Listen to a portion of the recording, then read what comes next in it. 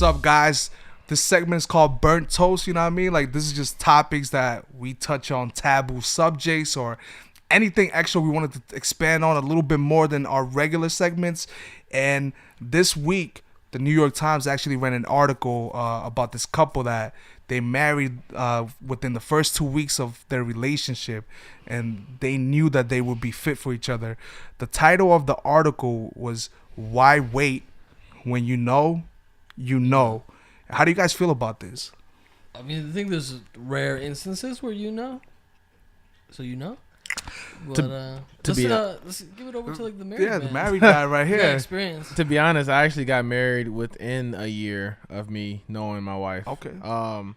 Yeah, I'm all about timing rather than time, but I do feel like 2 weeks would be too hard to already know that you want to spend the rest of your life with someone, because it's certain things you have to go through, certain trials and tribulations, and I feel like 2 weeks, if you've gone through that, you should not get married. If you've been through trials and tribulations in 2 weeks, give it away, my guy. But I mean, I think that's my biggest thing. In 2 weeks, you're like still getting you can maybe in 2 weeks go on like 1 or 2 dates. You don't know her shoe size. I've actually, yo, that's crazy. Yo, so I actually saw this in person, like not this, but this story that I'm about to explain.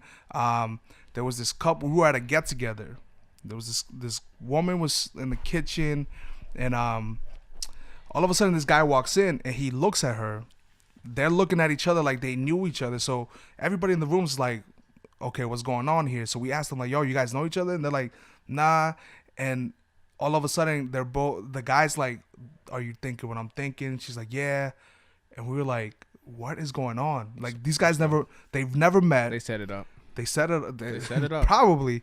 They've never met though. Like, this story's got me hooked. So they have mutual friends. So then at one point they ask us, oh, can you guys go in the living room? We stay in the they're going to stay in the kitchen and talk. Excuse me? So I think maybe after like 30, 45 minutes, they come back into the room and they're like, we're getting married. And we were like, wait, what? This is a real story. I don't believe you. Real story. They've been married for two and a half years maybe. Ashton Kutcher. Wait. Where you at? I'm not. You lying, I wish man. it was that easy. Like, That's... I wish it was that easy. Like, you just look at someone and gone. like, Do I know them? Nah, you don't know them. That's These are people I met. These are people I met in New York when I worked. No, don't do us like that, man. We're not out here just tying a knot like that. You and got to do it, man. I saw this. I'm telling you. I didn't believe it. I seen it. I didn't even give them a year. I gave them like 3 months in their marriage, and they're two and a half years in, I think. Good for them. That's like, yeah, I agree when you know, but that's extreme. Even the 2 weeks is extreme. Like, I think after like 45 minutes, I really want to know. I need to get a list of all the questions that they ask each other. What is your shoe size? There actually is like there's a quiz or set of questions. This is on BuzzFeed. I don't believe it. No, this is a study they did. So they put up 36 questions that will make you fall in love with basically anybody. So you get 2 people in a room and they ask these 36 questions back and forth. I gotta Google this. Yeah, Google them. This ain't real. I'm dead serious. That's a real thing. I think psychologists came up with these questions. Or what do they know? Right. Hey, I'm in that field, so I mean, we know a little bit here and there, but no, I mean, for me, to be quite honest, I'd have to make you a friend first.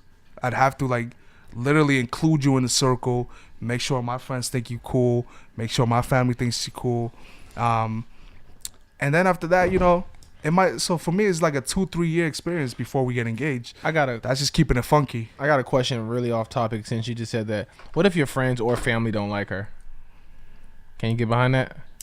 I think it depends on. It depends. It depends how well level of their dislike. The highest. He's like, I think she's using you or something crazy. Nope. Next. You can't. I know. Yeah. I mean, for me, my family for me is pretty big. In my family, if you can survive my family roasting you, then I know you have a good shot. And I think the problem with that in my family is that my family doesn't hold the same values that I do.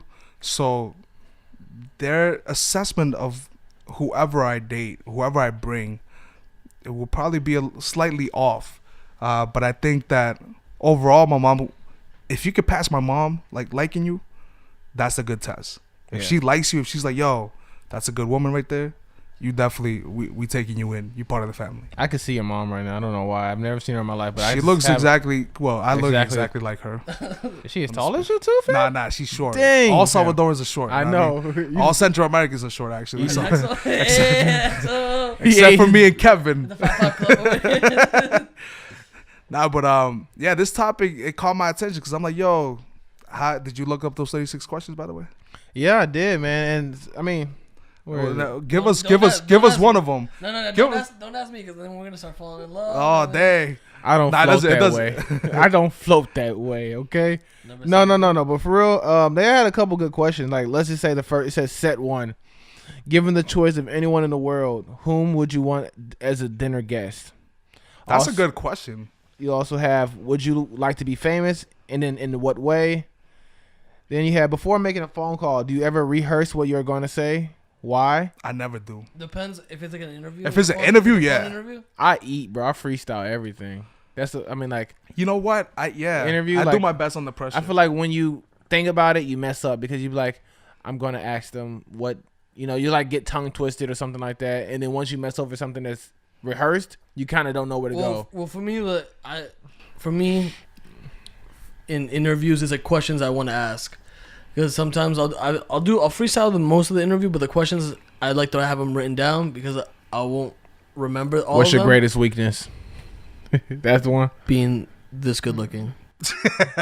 You're hired. You're not asking me. All right. All right. I wanted to ask this. We obviously on the regular podcast we spoke about the dating environment now. How do you think this works in the dating environment that we have now? With Tinder, Bumble. I think people a lot more.